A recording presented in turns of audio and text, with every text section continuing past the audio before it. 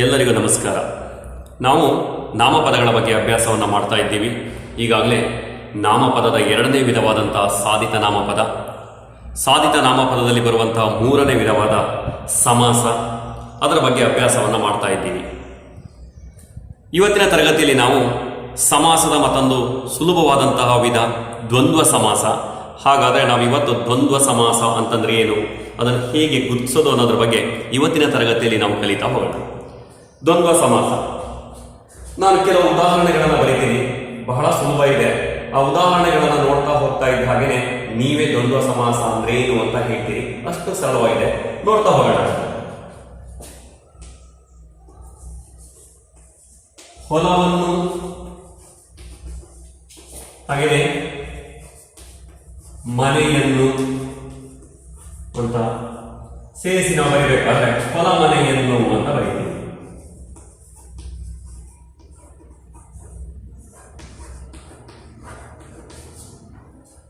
ನಾವು ಮಾತಾಡೋಕೆ ಹೇಳ್ತಿರ್ತೀವಿ, ಅವನು ಹೊಲ ಮನೆ ಎಲ್ಲ ಮಾಡ್ಕೋಬೇಕ ಮರೆ ಪರವಾಗಿಲ್ಲ ಅಂತ ಮಾತಾಡ್ತಾ ಇರ್ತೀವಿ. ಆದರೆ ನೋಡಿ, ಅದನ್ನ ಸರಿಯಾದ ರೂಪ ಹೇಗೆಂದ್ರೆ ಹೊಲವನ್ನು ಮನೆಯನ್ನು ಮಾಡಿದನು ಅಥವಾ ಮಾಡಿಕೊಂಡನು ಅಂತ ಹೇಳಬೇಕು. ಅದು ಶುದ್ಧ ಆಗದ, ಅದಕ್ಕೆ ನಾವೇನ್ ಹೇಳ್ತೀವಿ ಅಂದ್ರೆ ಅವನು ಹೊಲ ಮನೆಯೆಲ್ಲ ಮಾಡ್ಕೋಬಿಟ್ಟ ಮರೆಯ ಅನ್ನೋ ಪದವನ್ನು ಬಳಸ್ತಾ ಇರ್ತೀವಿ. ಅಂದ್ರೆ ಇದನ್ನ ವಿಗ್ರಹ ವಾಕ್ಯ ಮಾಡಿದ್ದೀವಿ. ವಿಗ್ರಹ ವಾಕ್ಯ ಅದನ್ನ ಸೇರಿಸಿ ಬರೆಯುವಾಗ ಹೊಲ ಮನೆ ಅನ್ನುವಂತಹ ಸಮಸ್ತ ಪದ ಅಥವಾ ಸಮಾಸ ಪದದ ರಚನೆಯಾಗಿದೆ. ಮತ್ತೊಂದು ಉದಾಹರಣೆಯನ್ನು ನೋಡೋದಾದ್ರೆ, ಕೆರೆಯನ್ನು, ಕಟ್ಟೆಯನ್ನು,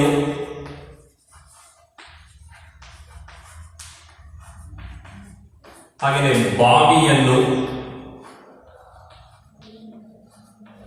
ಅಂತ ಇದ್ರೆ ಅದನ್ನ ಸೇರಿಸಿ ನಾವು ಕೆರೆಕಟ್ಟೆ ಬಾವಿಯನ್ನು ಅಥವಾ ಕೆರೆಕಟ್ಟೆ ಬಾವಿಗಳನ್ನು ಅಂತ ಹೇಳ್ತೀವಿ.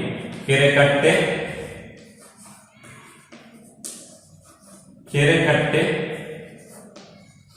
ಬಾವಿಗಳನ್ನು ಅಂತ ಹೇಳ್ತಾ ಇದ್ದೀವಿ.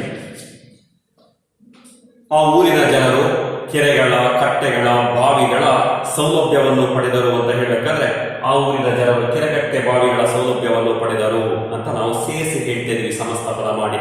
ಅಂದ್ರೆ ನಾವು ನಮ್ಮ ಸಮಯ ಮತ್ತೆ ಶ್ರಮವನ್ನು ಉಳಿಸೋದಕ್ಕೋಸ್ಕರವಾಗಿ ಈ ರೀತಿ ಬಿಡಿ ಬಿಡಿಯಾಗಿರುವ ಪದಗಳನ್ನು ತೆಗೆದು ಒಂದೇ ಪದವನ್ನಾಗಿ ಮಾಡಿ ಹೇಳ್ತಾ ಇದ್ದೀವಿ. ಅಂದ್ರೆ ಇಲ್ಲಿರುವ ವಿಭಕ್ತಿ ಪ್ರತ್ಯಯವನ್ನು ಬಿಟ್ಟು ಎಲ್ಲವನ್ನ ಸೇರಿಸಿ ಒಂದೇ ಪದವನ್ನಾಗಿ ಮಾಡಿ ನಾವು ಉಚ್ಚಾರಣೆಯನ್ನ ಮಾಡ್ತಾ ಇದ್ದೀವಿ. ಹಾಗೆ ಉಚ್ಚಾರಣೆ ಮಾಡಬೇಕಾದ್ರೆ ಕೆರೆಯನ್ನು, ಕಟ್ಟೆಯನ್ನು, ಬಾವಿಯನ್ನು ಅಥವಾ ಕೆರೆಯ, ಕಟ್ಟೆಯ, ಬಾವಿಯ ಅಂತಂದ್ರೆ ಅದೆಲ್ಲ ಸೇರಿಸಿ ಕೆರೆಕಟ್ಟೆ ಬಾವಿಗಳನ್ನು ಅಥವಾ ಕೆರೆಕಟ್ಟೆ ಬಾವಿಯ ಸೌಲಭ್ಯ ಪಡೆದರು ಅಥವಾ ಕೆರೆಕಟ್ಟೆ ಬಾವಿಗಳ ಸೌಲಭ್ಯವನ್ನು ಪಡೆದರು. ಆ ರೀತಿ ನಾವು ಪದ ಪ್ರಯೋಗವನ್ನು, ವಾಕ್ಯ ಪ್ರಯೋಗವನ್ನು ಮಾಡ್ತಾ ಹೋಗ್ತೀವಿ. ಮತ್ತೊಂದು ಉದಾಹರಣೆಯನ್ನು ನೋಡೋದಾದ್ರೆ, ಒಂಟೆಯು, ಕುದುರೆಯು,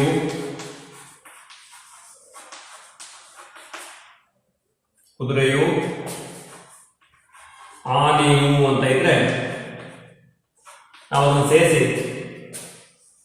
ಒಂಟೆ, ಕುದುರೆ,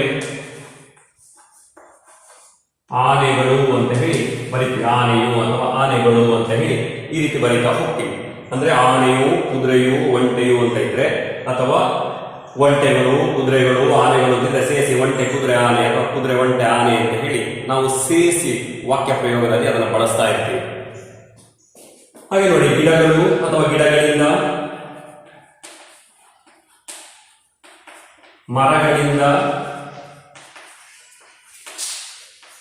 ಅಥವಾ ಬಳ್ಳಿಗಳಿಂದ ಈ ತರ ಇದ್ರೆ ನಾವು ಅದನ್ನ ಸೇರಿಸಿ ಗಿಡ, ಮರ, ಬಳ್ಳಿಗಳು, ಗಿಡ, ಮರ, ಬಳ್ಳಿಗಳಿಂದ ನಾವು ಸೇರಿಸಿ ಹೇಳ್ತೇವೆ. ಮೂರು ಪದವನ್ನ ಸೇರಿಸಿ ಅಥವಾ ಗಿಡ, ಮರ, ಬಳ್ಳಿ, ಪೊದೆ ಅಂತಿದ್ರೆ ಗಿಡ, ಮರ, ಬಳ್ಳಿ, ಪೊದೆಗಳು ಅಂತ ಎಲ್ಲವನ್ನ ಸೇರಿಸಿ ನಾವು ಹಾಗೆ ಬರೀತಾ ಹೋಗ್ತೀವಿ. ನೋಡಿ, ರಾಮ, ಲಕ್ಷ್ಮಣ ಅಂತಿದ್ರೆ ರಾಮನು, ಲಕ್ಷ್ಮಣನು, ಸೀತೆಯು ಅಂತ ಬೇಕಾದ್ರೆ ಸೇರಿಸ್ಬೋದು. ಸೀತೆಯು ಅಂತ ಇದ್ರೆ ನಾವು ರಾಮ, ಲಕ್ಷ್ಮಣ, ಸೀತೆಯು ಅಂತ ಹೇಳಿ ಈ ರೀತಿ ಬೈತಾ ಹೋಗ್ತೀವಿ. ರಾಮನು, ಲಕ್ಷ್ಮಣನು, ಸೀತೆಯು ಮೂವರು ಕಾಡಿಗೆ ಹೋದರು ಅಂತ ಹೇಳೋದ್ರಲ್ಲಿ ರಾಮ, ಲಕ್ಷ್ಮಣ, ಸೀತೆ ಅಂತ ಸೇರಿಸಿ ನಾವು ಹೇಳ್ತೀವಿ. ರಾಮನು ಲಕ್ಷ್ಮಣನು ಸೀತೆಯು ಅಷ್ಟೇ ಬದಲಿಗೆ ರಾಮ ಲಕ್ಷ್ಮಣ ಸೀತೆಯು ಅಂತ ಹೇಳಿ ನಾವು ಸೇರಿಸಿ ಒಟ್ಟಿಗೆ ಸೇರಿಸಿ ಬರಿತಾ ಹೋಗ್ತೀವಿ. ಇದನ್ನೇ ನಾವು ದ್ವಂದ್ವ ಸಮಾಸ ಅಂತ ಕರಿತಾ ಇದ್ದೀವಿ. ನೋಡಿ, ಇಲ್ಲಿ ಹೊಲವನ್ನು ಮನೆಯನ್ನು ಅಂತ ಎರಡು ವಾಕ್ಯ, ಎರಡು ಬೇರೆ ಬೇರೆ ಪದ ಇದೆ. ಎರಡನ್ನು ಸೇರಿಸಿ ಹೊಲ ಮನೆ ಅಂತ ಹೇಳ್ತಾ ಇದ್ದೀವಿ. ಇಲ್ಲಿ ಬಂದ್ರೆ ಕೆರೆಯನ್ನು, ಕಟ್ಟೆಯನ್ನು, ಬಾವಿಯನ್ನು ಅನ್ನುವಂತಹ ಪದಗಳಿದ್ದಾವೆ. ಅದೆಲ್ಲವನ್ನ ಸೇರಿಸಿ ನಾವು ಒಂದೇ ಪದವನ್ನಾಗಿ ಕೆರೆ, ಕಟ್ಟೆ, ಬಾವಿ ಅಂತ ಹೇಳ್ತಾ ಇದ್ದೀವಿ. ಇಲ್ಲಿ ಬಂದ್ರೆ ನೋಡಿ, ಒಂಟೆಯು, ಕುದುರೆಯು, ಆನೆಯು ಅಂತ ಇದೆ. ಅದನ್ನೆಲ್ಲ ಸೇರಿಸಿ ನಾವು ಒಂಟೆ, ಕುದುರೆ, ಆನೆಗಳು ಅಂತ ಹೇಳ್ತಾ ಇದ್ದೀವಿ. ಇಲ್ಲಿ ಬಂದ್ರೆ ಗಿಡಗಳಿಂದ, ಮರಗಳಿಂದ, ಬಳ್ಳಿಗಳಿಂದ ಅಂತ ಇದೆ. ಸೇರಿಸಿ ನಾವು ಗಿಡ, ಮರ, ಬಳ್ಳಿ ಅಂತ ಹೇಳ್ತಾ ಇದ್ದೀವಿ. ಇಲ್ಲಿ ರಾಮನು, ಲಕ್ಷ್ಮಣನು, ಸೀತೆಯು ಅಂತ ಇದೆ. ಸೇರಿಸಿ ನಾವು ರಾಮ, ಲಕ್ಷ್ಮಣ, ಸೀತೆಯು ಅಂತ ಹೇಳ್ತಾ ಇದ್ದೀವಿ. ಅದೇ ರೀತಿ ಭೀಮಾರ್ಜುನರು ಅಂತನೋ, ಕೃಷ್ಣಾರ್ಜುನರು ಅಂತ ಹೇಳ್ತೀವಿ. ಅಥವಾ ಸೂರ್ಯನು, ಚಂದ್ರನು, ನಕ್ಷತ್ರಗಳು ಅಂತ ಇದ್ರೆ ಸೂರ್ಯ, ಚಂದ್ರ, ನಕ್ಷತ್ರಗಳು ಅಂತ ನಾವು ಹೇಳ್ತಾ ಇದ್ದೀವಿ. ಈ ರೀತಿಯಾಗಿ ನಾವು ಸಮಸ್ತ ಪದವನ್ನು ರಚನೆ ಮಾಡ್ತಾ ಇದ್ದೀವಿ. ಈಗ ನಮಗೆ ಬೇಕಾಗಿರೋದೇನು ಅಂದ್ರೆ, ಇದನ್ನ ಹೇಗೆ ನಾವು ಗುರುತಿಸೋದು ಅಂತಂದ್ರೆ ಬಹಳ ಸುಲಭ. ಇದರ ಮತ್ತೊಂದು ವಿಶೇಷತೆ ಅಂದ್ರೆ, ನಾವು ಇದುವರೆಗೆ ನೋಡಿದಂತ ಎಲ್ಲ ಸಮಾಸಗಳಲ್ಲಿ ಸಾಮಾನ್ಯವಾಗಿ ಪೂರ್ವ, ಉತ್ತರ ಎರಡೇ ಪದಗಳಿರ್ತಾ ಇದ್ವು. ಆದ್ರೆ ಇಲ್ಲಿ ಗಮನಿಸಿದಾಗ ನಿಮಗೆ 3 ಅಥವಾ 3ಕ್ಕಿಂತ ಹೆಚ್ಚು ಪದಗಳು ಬೇಕಾದ್ರೂ ಬರ್ತಾ ಹೋಗ್ಬೋದು. 3 ಪದ, 4 ಪದ, ಎಷ್ಟು ಬೇಕಾದ್ರೂ ಬರ್ತಾ ಹೋಗ್ಬೋದು. ಹಾಗಾಗಿ ನಾವು ಸಾಮಾನ್ಯವಾಗಿ ದ್ವಂದ್ವ ಸಮಾಸದಲ್ಲಿ ಪೂರ್ವ ಪದ, ಉತ್ತರ ಪದ ಅಂತ ಕೂಡ ಹೇಳೋದಿಲ್ಲ. ಯಾಕೆ ಪೂರ್ವ ಪದ ಮತ್ತೆ ಉತ್ತರ ಪದ ಅಂತ ಹೇಳೋದಿಲ್ಲ ಅಂತಂದ್ರೆ, ಇಲ್ಲಿ ನಮಗೆ ಪೂರ್ವ ಅಥವಾ ಉತ್ತರ ಪದ ಇವುಗಳ ಅರ್ಥ ಯಾವುದು ಪ್ರಧಾನ ಆಗೋದೇ ಇಲ್ಲ. ನಾವು ಬೇರೆಲ್ಲ ಸಮಾಸಗಳನ್ನ ನೋಡಿದ್ರೆ ಒಂದು ಪೂರ್ವ ಅಥವಾ ಉತ್ತರ ಪದದ ಅರ್ಥ ಪ್ರಧಾನ ಆಗ್ತಾ ಇತ್ತು, ಅಥವಾ ಕೆಲವು ಸಮಾಸಗಳಲ್ಲಿ ಪೂರ್ವ, ಉತ್ತರ ಎರಡೂ ಪದದ ಅರ್ಥ ಪ್ರಧಾನವಾದರೆ ಸಮಸ್ತ ಪದ ಆದಾಗ ಬೇರೊಂದು ಪದದ ಅರ್ಥ ಪ್ರಧಾನ ಆಗ್ತಾ ಇತ್ತು. ನಾವು ದ್ವಂದ್ವ ಸಮಾಸಕ್ಕೆ ಬಂದ್ರೆ ಇದರ ವಿಶೇಷತೆ ಏನು ಅಂತಂದ್ರೆ, ನಮಗೆ ಇಲ್ಲಿರುವಂತ ಪೂರ್ವ ಪದ, ಉತ್ತರ ಪದ ಯಾಕೆ ಹೇಳೋದಂದ್ರೆ ಇಲ್ಲಿ 2ಕ್ಕಿಂತ ಹೆಚ್ಚು ಪದಗಳು ಕೂಡ ಬರ್ತವೆ. ಜೊತೆಗೆ ನಮಗೆ ಪೂರ್ವ ಅಥವಾ ಉತ್ತರ ಪದದ ಯಾವುದೋ ಒಂದು ಪದದ ಅರ್ಥನೂ ಕೂಡ ಇಲ್ಲಿ ಪ್ರಧಾನ ಅಲ್ಲ.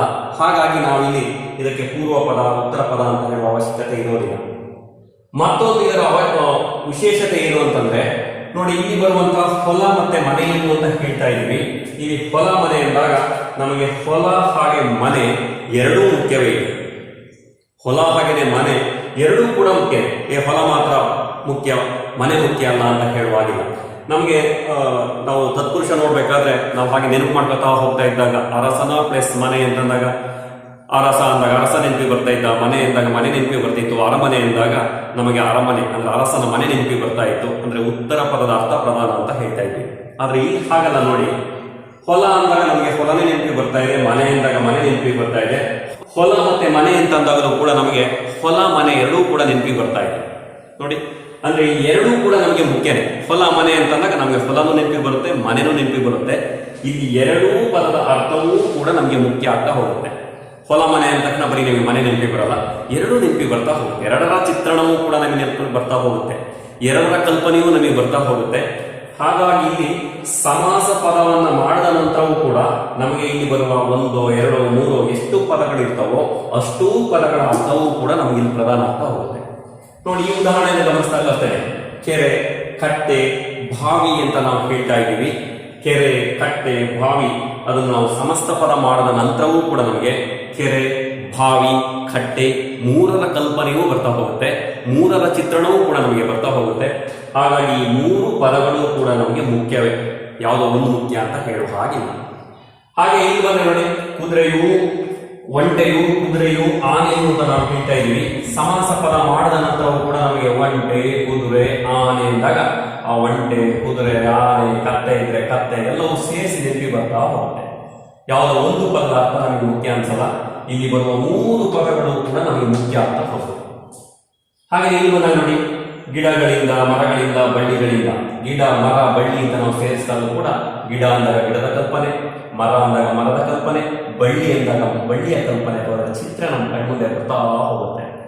ಹಾಗೆ ಇಲ್ಲಿ ರಾಮನು, ಲಕ್ಷ್ಮಣನು, ಸೀತೆಯು ಅಂದಾಗ ನಮಗೆ ರಾಮನ ಚಿತ್ರಣವೂ ಕಲ್ಪನೆ ಬರುತ್ತೆ, ಲಕ್ಷ್ಮಣನ ಚಿತ್ರವೂ ಕಲ್ಪನೆ ಬರ್ತಾ ಹೋಗುತ್ತೆ ಕಣ್ಮುಂದೆ, ಸೀತೆಯ ಚಿತ್ರಣವೂ ಕಣ್ಮುಂದೆ ಬರ್ತಾ ಹೋಗುತ್ತೆ. ಅಥವಾ ಭೀಮಾರ್ಜುನರು ಅಂದ ತಕ್ಷಣ ಭೀಮ ಮತ್ತೆ ಅರ್ಜುನ ಇಬ್ಬರು ನಮ್ಮ ಕಣ್ಮುಂದೆ ಬರ್ತಾ ಹೋಗ್ತಾರೆ. ಹಾಗೇನೆ ನಾವೀಗ ಕೃಷ್ಣಾರ್ಜುನರು ಅಂದ ತಕ್ಷಣ ಕೃಷ್ಣನೂ ನೆನಪಿ ಬರ್ತಾ ಹೋಗ್ತಾನೆ, ಅರ್ಜುನನೂ ನೆನಪಿ ಬರ್ತಾ ಹೋಗ್ತಾನೆ. ಹಾಗಾಗಿ ಅಥವಾ ಸೂರ್ಯನು, ಚಂದ್ರನು, ನಕ್ಷತ್ರಗಳು ಅಂತ ಹೇಳಿದಾಗ ನಮಗೆ ಸೂರ್ಯನು ನೆನಪಿ ಬರ್ತಾ ಹೋಗ್ತಾನೆ, ನಕ್ಷತ್ರಗಳು ನೆನಪಿ ಬರ್ತಾ ಹೋಗುತ್ತೆ, ಚಂದ್ರನು ಕೂಡ ನೆನಪಿ ಬರ್ತಾ ಹೋಗ್ತಾನೆ.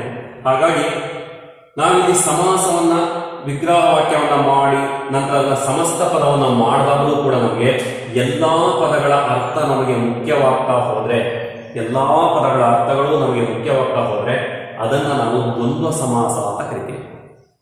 ಸಮಾಸ ಪ್ರಕ್ರಿಯೆಯಲ್ಲಿ ನಮಗೆ ಎಲ್ಲಾ ಪದಗಳ ಪೂರ್ವ ಉತ್ತರ ಅಂತ ನಾವೇನ್ ಕರಿತೀವಿ, ಇಲ್ಲಿ ಪೂರ್ವ ಉತ್ತರ ಬರೋದಿಲ್ಲ, 3-4 ಪದಗಳು ಕೂಡ ಬರೋದ್ರಿಂದ ಹಾಗಾಗಿ ಸಮಾಸವನ್ನ ಮಾಡಿದ ನಂತರ ಎಲ್ಲಾ ಪದಗಳ ಅರ್ಥ ನಮಗೆ ಮುಖ್ಯ ಅಂತ ಅನಿಸಿದ್ರೆ ಅದನ್ನೇ ನಾವು ದ್ವಂದ್ವ ಸಮಾಸ ಅಂತ ಕರಿತೀವಿ.